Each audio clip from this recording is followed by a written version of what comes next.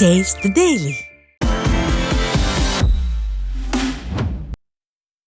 தூத்துக்குடி மாவட்டம் கடல் பகுதியில் பலத்த காற்று வீசக்கூடும் என்பதால் மீனவர்கள் கடலுக்கு செல்ல வேண்டாம் என்று அறிவிக்கப்பட்டுள்ளது.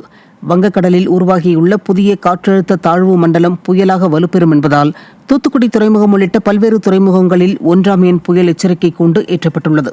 இதன் காரணமாக வேம்பார் முதல் பெரிய தாழை வரை 300 விசைப்படகுகளும் 2000க்கும் மேற்பட்ட நாட்டுப் படகுகளும் கரையில் நிறுத்தி வைக்கப்பட்டுள்ளன. திருவள்ளூர் மாவட்டம் திருத்தணி அருகே நெடுஞ்சாலை பகுதியில் உயர் கோபுர மின் விளக்கு பழுதாகி இருப்பதால் வாகன ஓட்டிகள் அவதியடைந்து வருகின்றனர். சென்னை திருப்பதி தேசிய நெடுஞ்சாலையில் காசிநாதபுரம் கூட்டுச்சாலை பகுதியில் உள்ள உயர் கோபுர மின் விளக்கு பழுதாகி எரியாமல் இருப்பதால் அங்கு இருள் சூழ்ந்து காணப்படுகிறது. இதனை பயன்படுத்தி அங்கு செயின் பறிப்பு உள்ளிட்ட சமூக விரோத செயல்கள் அரங்கேறுவதாக வேதனை தெரிவிக்கும் மக்கள் உடனடியாக உயர் கோபுர மின் விளக்குகளை சீரமைக்க வேண்டும் என கோரிக்கை விடுத்துள்ளனர். நாகை மாவட்டத்தில் தொடர் மழை காரணமாக மக்களின் இயல்பு வாழ்க்கை பாதிக்கப்பட்டுள்ளது.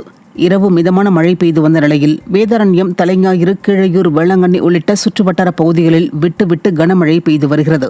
27க்கும் மேற்பட்ட மீனவ கிராமங்களைச் சேர்ந்த 570 விசைப்படகு மீனவர்களும் 5000க்கும் மேற்பட்ட நாட்டுப்படகு மீனவர்களும் கடலுக்கு மீன்பிடிக்க செல்லவில்லை. ஏற்கனவே பெய்த மழையால் வேதாரண்யம் பகுதி வயல்களில் தேங்கிய மழை நீர் வடியாத நிலையில் தற்போது கனமழை பெய்வதால் சம்பா சாகுபடி தப்பிக்குமா என விவசாயிகள் கவலையில் ஆழ்ந்துள்ளனர். கிருஷ்ணகிரி மாவட்டம் போச்சம்பள்ளி அடுத்த செங்கம்பட்டி கிராமத்தில் கழிவுநீர் தேக்கத்தால் காய்ச்சல் பாதிப்பு அதிகரித்து வருவதாக மக்கள் குற்றம் சாட்டுகின்றனர். இங்குள்ள கழிவுநீர் கால்வாயை ஊராட்சி நிர்வாகம் முறையாக பராமரிக்காததால் அடைப்பு ஏற்பட்டு கழிவுநீர் ஆங்காங்கே தேங்கி கொசு உற்பத்தி அதிகரித்துள்ளது. இதனால் அப்பகுதி மக்கள் பலருக்கும் காய்ச்சல் பாதிப்புக்குள்ளாகி உள்ளனர். திறனற்ற ஸ்டாலின் அரசின் அதிகாரிகள் கிராமத்தில் காய்ச்சல் முகாம் நடத்துவதோடு கழிவுநீர் கால்வாயை சீரமைக்க கிராம மக்கள் கோரிக்கை விடுத்துள்ளனர். திருப்பூர் மாவட்டம் காங்கேயத்தில் தேர்தல் வாக்குறுதியை நிறைவேற்றாமல் மக்களை ஏமாற்றி வரும் ஸ்டாலின் அரசை கண்டித்து அறவழி போராட்டம் நடத்த இருப்பதாக மக்கள் தெரிவித்துள்ளனர். சட்டமன்ற தேர்தலின் போது கம்பீரத்தின் அடையாளமாக விளங்கும் காங்கேயம் காளைக்கு காங்கேயம் ரவுண்டானா பகுதியில் சிலை வைக்கப்படும் என ஸ்டாலினும் அமைச்சர் மு.பே. சாமிநாதனும் வாக்குறுதி அளித்துள்ளனர். சிலை வைப்பதற்கு முயற்சி எடுக்காத ஸ்டாலின் அரசுக்கு எதிரான அறவழி போராட்டத்திற்கு அப்பகுதி மக்கள் அழைப்பு விடுத்துள்ளனர். இதுகுறித்த தகவல் காங்கேயம் பகுதியில் தீயாய் பரவி வரும் நிலையில் காவல்துறை போராட்டத்திற்கு அனுமதி மறுத்திருப்பது மேலும் சலசலப்பை ஏற்படுத்தியுள்ளது.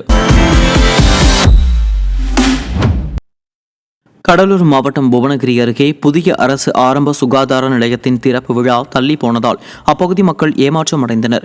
மஞ்சக்கொள்ளையில் அரசு ஆரம்ப சுகாதார நிலையத்திற்கான புதிய கட்டிடம் கட்டப்பட்ட நிலையில் போதுமான மருத்துவர்கள் இல்லாததால் ஆரம்ப சுகாதார நிலையத்தின் திறப்பு விழா தள்ளி போகும் அவல நிலை ஏற்பட்டுள்ளது.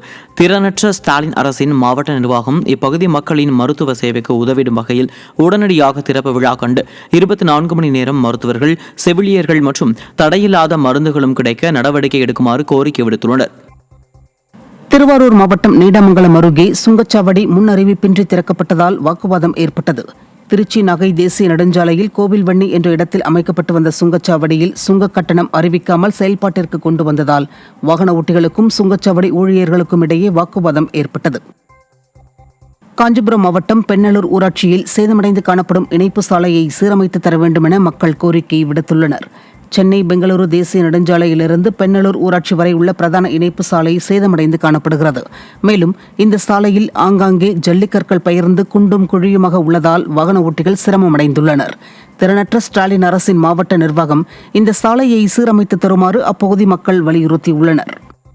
நாகப்பட்டினம் மாவட்டம் வேதாரண்யம் அருகே 100 அடி தூரம் கடல் உள்வாங்கியதால் மீனவர்கள் அச்சமடைந்துள்ளனர். வெள்ளப்பள்ளம் மீனவ கிராமத்தில் கடல் நீர் உள்வாங்கி சுமார் 100 அடி தூரம் சேரும் சகதியுமாக காணப்பட்டதால் பரபரப்பு ஏற்பட்டது. வங்கக்கடலில் ஏற்பட்டுள்ள காற்றழுத்த தாழ்வு நிலை காரணமாக கடல் நீர் உள்வாங்கியதாகவும் ஓரிரு நாட்களில் மீண்டும் கடல் நீர் சீராகும் என்றும் அப்பகுதிவாசிகள் தெரிவிக்கின்றனர். மதுரையில் மோசமான வானிலை காரணமாக தரையிறங்க முடியாமல் வானில் வட்டமடித்துக் கொண்டிருந்த விமானம் பாதுகாப்பாக தரையிறங்கியது.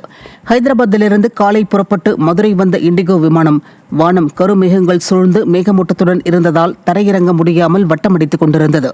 பின்னர் மேகக்கூட்டங்களும் கருமேகங்களும் விலகியதால் 140 பயணிகளுடன் பாதுகாப்பாக தரையிறங்கியது.